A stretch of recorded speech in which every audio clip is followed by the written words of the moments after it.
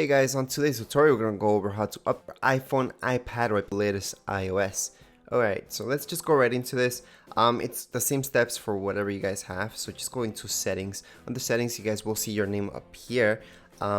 Just make your there. Okay, so that's the first thing you guys should do no matter how big or small the update actually is. Go right into there, click on your name, and then manually back it up through iCloud. If you guys don't have space on iCloud, just hook a computer and use iTunes, which is a free program for both Mac and PC. Again, that's iTunes, and again, you guys don't need iCloud for that. You guys can just make that backup here.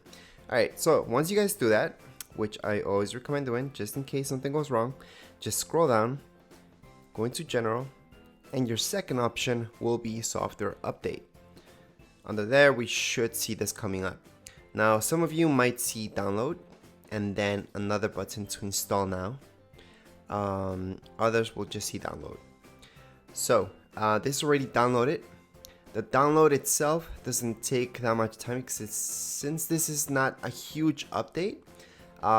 Therefore, it's not gonna take more than 30 minutes for most of you. I can see this with really slow internet, maybe your iPhone, iPad, or touch is not working perfectly. Then you guys might have some things that are not working properly. It could take longer, okay?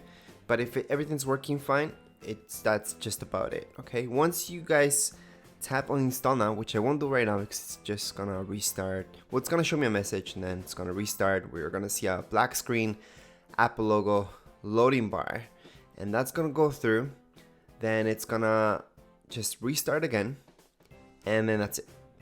Your update is done. This should not take you guys more than 15 minutes in general.